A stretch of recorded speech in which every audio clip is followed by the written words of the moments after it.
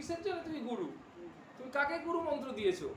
কাকে ইষ্ট মন্ত্র প্রদান করেছো? তুমি যদি একটা লোককে, একটা কুকুর, ছাগল, গরু, ভেড়া, তাকেও যদি ইষ্ট মন্ত্র দিয়ে থাকো, তবে তুমি গুরু।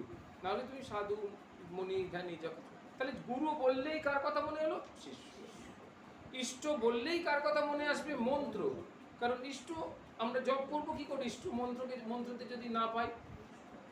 বুঝতে পারছো? তাহলে যদি ভগবানের রূপের কথা চিন্তা করি, তাহলে তার সঙ্গে সঙ্গে কার কথা মনে পড়বে? ভগবানের রূপের কথা যদি চিন্তা করি, তাহলে তার সঙ্গে সঙ্গে কে এসে পড়বে? হ্যাঁ, ভগবান। এখানে গুরু শিষ্য কোথায় আসছে? আমি যদি ভগবানের রূপের কথা চিন্তা করি, তার সঙ্গে সঙ্গে কে এসে পড়বে? আর একটা শব্দ, ভগবানের রূপের কথা চিন্তা করলে, ভগবান তো বলছি, ভগবানের কোনো রূপের কথা চিন্তা করলে তার সঙ্গে সঙ্গে কোন শব্দ এসে পড়বে? নাম। নাম, রূপের সাথে নাম। আমি যে রূপটার কথা চিন্তা করছি, আমি চোখ বন্ধ করে চণ্ডীর রূপটা পড়ে পড়ছি। কার রূপ করলে? চণ্ডীর রূপ। যার রূপ চিন্তা করে, ঠাকুরের পাদুকা আমার চোখের মধ্যে বলে, কার রূপ বলে? পাদুকা। তাহলে একটা রূপ, একটা নাম। তাহলে রূপ মনে আসলেই নাম, নাম মনে আসলেই রূপ। তাহলে এটা দুই, দুইয়ের হিসাব হচ্ছে, বোঝা যাচ্ছে?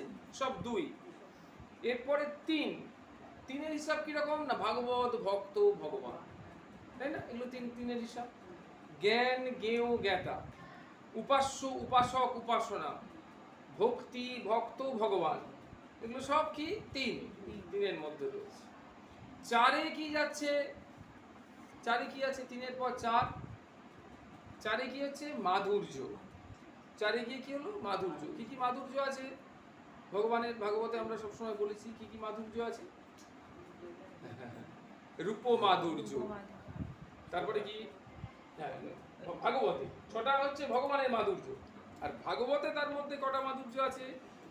রূপ, নাম, না রূপ। ভাগবতে নাম নেই। ভাগবতে যে রূপ মাধুর্য, লীলা মাধুর্য, প্রেম মাধুর্য, আর বেনু মাধুর্য। বেনু বাঁশি বাজাচ্ছে, এটা ভাগবতে। ভগবানের যে অরিজিনাল মাধুর্য হচ্ছে ছটা। আসলে ঠিক বলেছি, ওটা পাঠিয়ে দিয়েছি। ছয়টা পেয়েছো হোয়াটসঅ্যাপ খোলার সময়? হ্যাঁ, খুলেছি, দেখে নিন। তাহলে ওখানে রয়েছে চারটে মাধুর্য, চার সংখ্যার হিসেবে।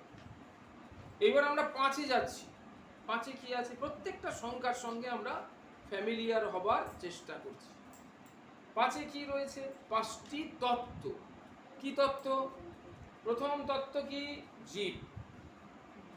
দ্বিতীয় তত্ত্ব কি? ঈশ্বর। তৃতীয় তত্ত্ব কি? প্রকৃতি। চতুর্থ তত্ত্ব কি? সময়। পঞ্চম তত্ত্ব কর্ম।